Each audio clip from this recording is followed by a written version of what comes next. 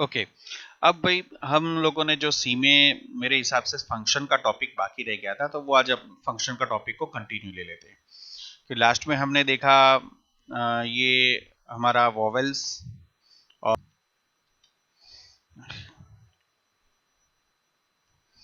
Vowels ले लिया था। फिर उसके बाद में हमने फंक्शन ऑफ सी, ये मेरे हिसाब से ये अपना टॉपिक अभी बाकी है। तो फंक्शंस की कितनी कैटेगरी हो गई है, फंक्शन क्या करता है, तो इसको लिखेंगे block of code that continue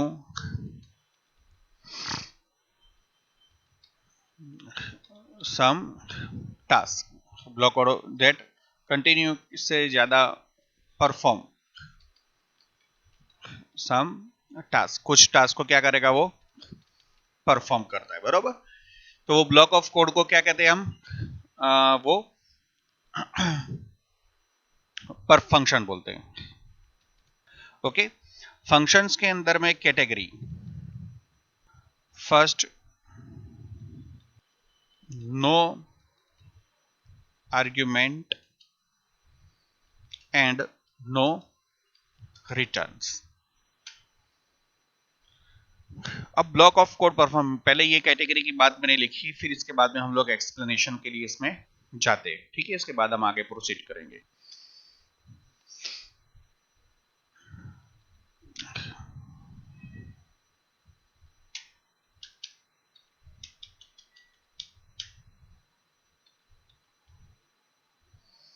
function dot सी।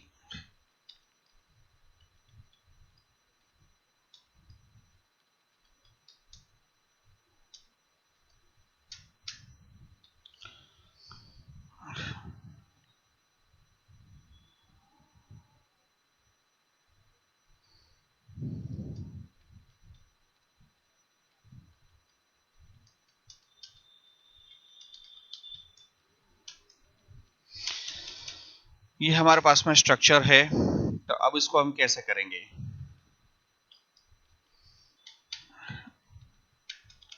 देखो, ऑलरेडी हम थोड़ा बहुत इसका इस्तेमाल हम कर चुके थे। अब इसमें मैं एक फंक्शन बना देता हूं जिसका नाम देता हूं, चलो भाई इसका नाम दे देते ऐड, एडिशन के लिए। ओके, आपके सामने टाइप किया जा रहा है ताकि आपको थोड़ा ज्यादा समझ में आए। ऐड फंक्शन को हम यहां पर कॉल कर रहे हैं, प्रिंट एफ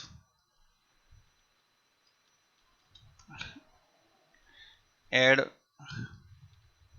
फंक्शन कॉल। ये ऐड फंक्शन हमारा क्या हुआ, कॉल हो गया। कैसे कॉल हुआ, तो function block of code that continue perform the task, ये फंक्शन में ब्लॉक में डिवाइड कर दिया हमने। तो ये डिवाइड करने से फायदा क्या, हमारा कोड सेपरेशन हो गया, कोड को अंडरस्टैंडिंग करना आसान बने। जैसे ऐड का काम ऐड फंक्शन में है, मल्टीप्लीकेशंस बना देते कोई अपना फंक्शन, तो मल्टीप्लीकेशन का काम किसमें है भाई, मल्टीप्लीकेशंस के अंदर में है। चाहे 1000 लाइन का कोड हो तो अंडरस्टैंड करना हमारे लिए क्या हो गया, आसान हो गया।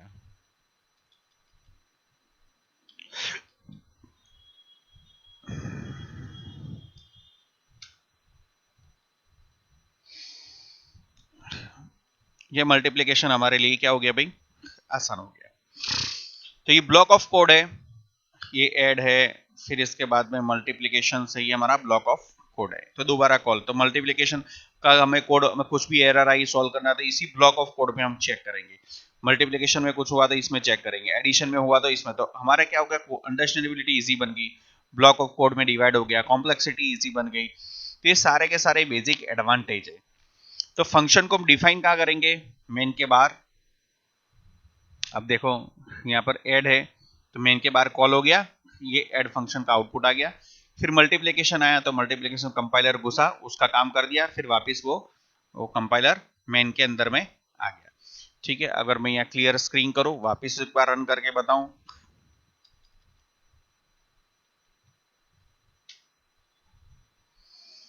ऐड का काम आ गया, फिर इसके बाद मल्टीप्लीकेशन दे तो मल्टीप्लीकेशन का काम आ गया। तो add function call, multiplication call, ये दोनों आ गए।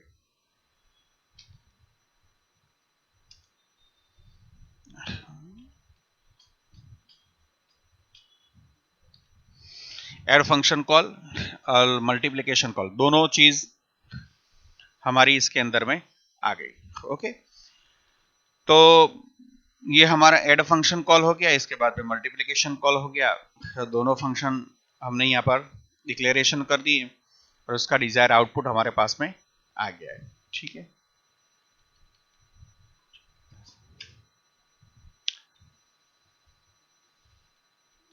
ये हमारा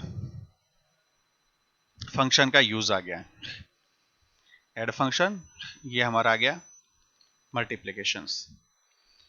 ठीक है, तो एक एक बात है कि चलो अभी एडवांटेज लिख के तो आपको बता देते हैं कि एडवांटेज क्या क्या है फंक्शन के।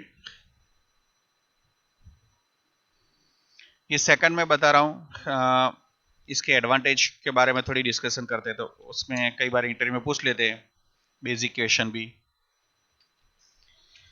तो उससे क्या होता है कि कॉम्प्लेक्सिटी रिमूव।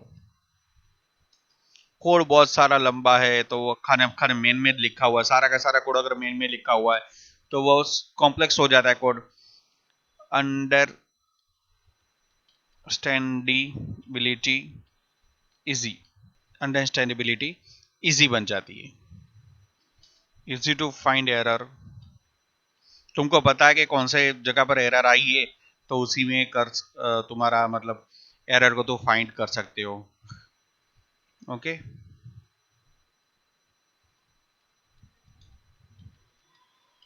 मेमोरी सेव, हाँ एक उसका दूसरा एक एडवांटेज मेमोरी सेव। देखो मेमोरी सेव कैसे करता है वो, इसको समझो। जैसे मैं यहां पर आया और ऐड फंक्शन था, ऐड फंक्शन यहां पर कॉल हुआ, तो ऐड फंक्शन मान लो कि कितनी लाइन है हमारे कोडिंग की, 10,000 लाइन है, 10,000 लाइन। तो 10,000 लाइन हमने एक बार कोड लिखा, उसने एक एडिशन का मान लो कि कोई बैंक का एडिशन का बहुत लंबा कोड था और 10,000 लाइन का कोड लिखा। अब अगर हमारा फंक्शन नहीं होता, अगर तो हमको क्या करना पड़ता, पहले 10,000 लाइन का कोड हम यहाँ लिखते, फिर आगे जाके वापिस जब जरूरत पड़ती है तो वापिस वही कोड को कॉपी करके 10,000 बार हम यहाँ लिखते, फिर वापिस जरूरत पड़ती तो हम 10,000 लाइन का कोड यहाँ लिखते। तो इट्स बिकम इनकन्वीनियंट, मेमोरी ज्यादा कंजप्शन होती। टोटल होगा कितना कोड हो गया, 30,000 लाइन का कोड हो गया। तो उसके कंपैरिजन में अगर हमारा ऐसा नहीं है तो हम क्या कर सकते हैं, अगर ऐसा नहीं है तो हम ये ब्लॉक ऑफ ये कोड होगा तो ये हम उसको क्या कर देंगे, ये ऐड फंक्शन को ये हम यहां से डाल देंगे। तो ये हमारा वो जो बताते हैं कि भाई ये हमारा क्या कॉल हो गया, मतलब यहाँ से जितनी लाइन का फंक्शन कॉल करना, मान लो कि 1000 लाइन की, तो ऐड फंक्शन बस हमने यहाँ कॉल करना, वापिस ऐड की जरूरत पड़ी तो हम नीचे क्या लिख देंगे, ऐड फंक्शन को कॉल कर देंगे। ठीक है, तो ये हमारा स्ट्रक्चर हो गया। तो ठीक है, तो ये हम और देखो ये दो चीज हो गई, ये फंक्शन कॉलिंग बोलते हैं, फंक्शन कॉलिंग बोलते हैं। इसको जो हमने लिखा है उसको क्या बोलते हैं, फंक्शन बॉडी बोलते हैं। क्या बोलते हैं, फंक्शन बॉडी। अब एक चीज हम और चेक करते हैं, warning, function should return A value ने, ऐसा फंक्शन को कोई ना कोई फंक्शन बिना इसकी रिटर्न वैल्यू या है कि नहीं। तो हम एक काम करते हैं, यहां पर एक फंक्शन क्या डिफाइन कर देते, वॉइड एड, वॉइड डाल दिया मैंने, और वॉइड मल्टीप्लिकेशन पैरामीटर में डाल दिया मैंने वॉइड। कुछ भी रिटर्न नहीं करता, ना लिखे तो अभी चले, और लिखना हो तो हम यहां ऐसा वॉइड लिख सकते हैं, वॉइड या वॉइड। हमने ये लिख दिया, देखो वार्निंग मैसेज चला गया। वार्निंग मैसेज क्यों चला गया, कि हमने यहां पर लिख के कंपाइलर को बताया, देखो फंक्शन तो कहां से, बॉडी कहां से स्टार्ट होती है, मेन के बाहर। तो मेन के बाहर फंक्शन शुरू होता है, तो कंपाइलर को एक स्टेटमेंट के जरिए से इन्फॉर्म करते हैं कि मैं ऐसा फंक्शन ले रहा हूं कि जिसका रिटर्न टाइप भी क्या है, वॉइड है, और उसके आर्ग्यूमेंट भी क्या है, वॉइड है। तो ये स्टेटमेंट को बोलते हैं फंक्शन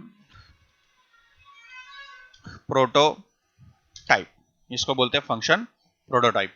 तो ये हमारा फंक्शन बॉडी हो गई, ये फंक्शन हमारा क्या हो गया, कॉलिंग हो गया, और ये फंक्शन प्रोटोटाइप हो गया। तो इसके जरिए से देखो, ये प्रोटोटाइप लिखने के बाद अब कंपाइलर को कोई कंफ्यूजन नहीं है, कोई वार्निंग मैसेज कंपाइलर ने भेजा नहीं। क्यों कि हम ये बॉडी तो बाहर है, लेकिन पहले एक स्टेटमेंट के जरिए से हम लिख के बता देते कंपाइलर को कि ये फंक्शन का रिटर्न टाइप 0 है और आर्ग्यूमेंट भी 0 है, इसका भी ऐसा ही है। समझे, जिस तरीके से हम देखो वेरिएबल लेते हैं, हम डायरेक्ट तो यहाँ पर लिखते नहीं है कि भाई इंटीजर i इक्वल टू 10 ऊपर डिफाइन करते हैं, फिर हम प्रिंट एफ में लेते क्या, प्रिंट एफ में लेकर हम डिफाइन करते हैं कि भाई वेरिएबल क्या है हमारा, i है। अगर हमने यहाँ डिफाइन नहीं किया तो कंपाइलर एरर देगा कि आई चीज क्या है। ठीक है, तो फंक्शन के केस में भी सेम ऐसा है कि हम फंक्शन की बाद में डिफाइन करते हैं हम, बराबर। लेकिन हम अगर ऊपर प्रोटोटाइप डिफाइन नहीं करते और यहाँ पर रखा फंक्शन हमने बॉडी डिफाइन की है, तो वो क्या करेगा, एरर नहीं देगा लेकिन वार्निंग देगा। वेरिएबल के केस में तो एरर देगा, लेकिन फंक्शन के केस में कंपाइलर क्या देगा, वार्निंग देगा, बराबर। तो ये हमारा फंक्शन प्रोटोटाइप, फंक्शन कॉलिंग और फंक्शन बॉडी हो गया। जैसे हम अब उसमें देख लेते हैं, मेमोरी सेव करता है हमारा फंक्शन, और ये हमारा category of function, function with no argument and no return, block of code that perform some task is called as a function. Complexity remove, understandability easy to find error, memory save, function with no argument and ये बाद में आएगा। लेकिन function के मतलब यूं समझो कि ये कैटेगरी पार्ट है फंक्शन के हिस्से। तो क्या आ गया बताएंगे हम, फंक्शन प्रोटोटाइप। सेकंड क्या बताएंगे हम, फंक्शन कॉलिंग। थर्ड क्या बताएंगे हम, फंक्शन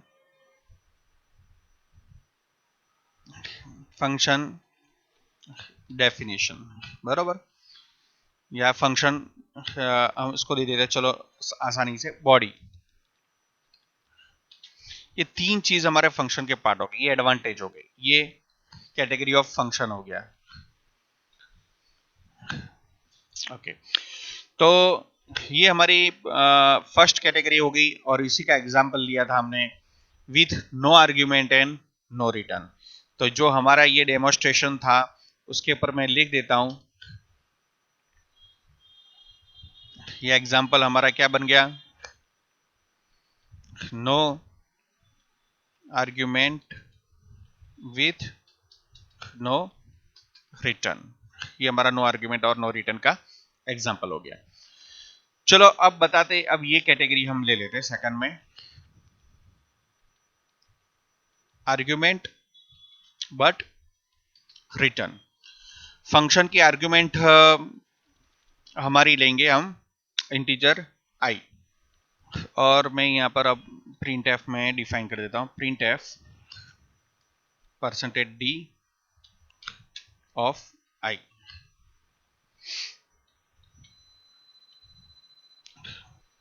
मैंने एक वेरिएबल डिफाइन किया i, और ये मैं कॉल करूंगा किसमें, मल्टीप्लिकेशंस के अंदर में।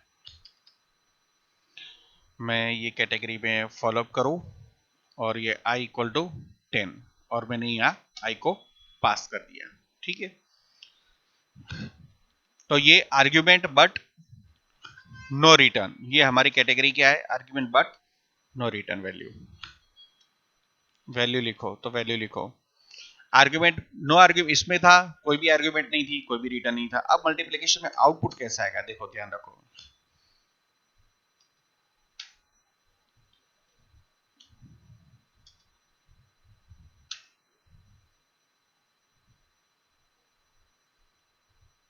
इसको हम वाइट दे देते हैं, और यहां पर हमारा मल्टीप्लिकेशन चेंज हो गया है, तो प्रोटोटाइप को क्या दे देंगे, इंटीजर हो गया है, आर्ग्यूमेंट हमारी इंटीजर है।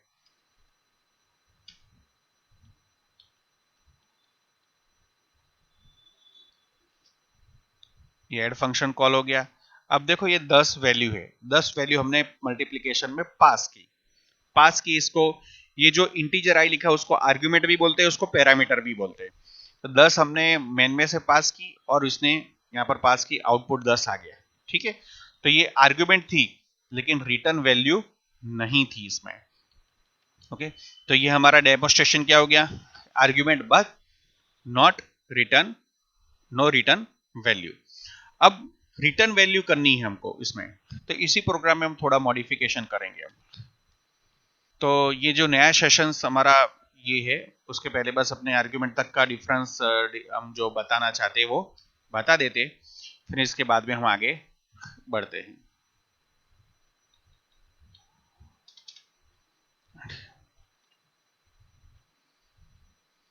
ओके, तो सेकंड कैटेगरी, फर्स्ट कैटेगरी ये हो गई। सेकंड कैटेगरी क्या हो गई हमारी, argument but no return value. तो इसको हम यहां पर लिख देते हैं अभी फिलहाल। सेकंड कैटेगरी हमारी ये हो गई, function with argument but no return value. Okay, तो यहां तक का हमारा फंक्शन में टॉपिक फिनिश। मेमोरी सेव करता है, अंडरस्टैंडेबिलिटी कॉम्प्लेक्सिटी रिमूव करता है और इजी टू फाइंड एरर। हमारा कोड क्या होता है, डिवाइड हो जाता है नंबर ऑफ ब्लॉक में, ठीक है। फंक्शन किसको कहते हैं, फंक्शन में 3 पार्ट आते हैं, प्रोटोटाइप आता है, कॉलिंग होता है, बॉडी होती है, और फंक्शन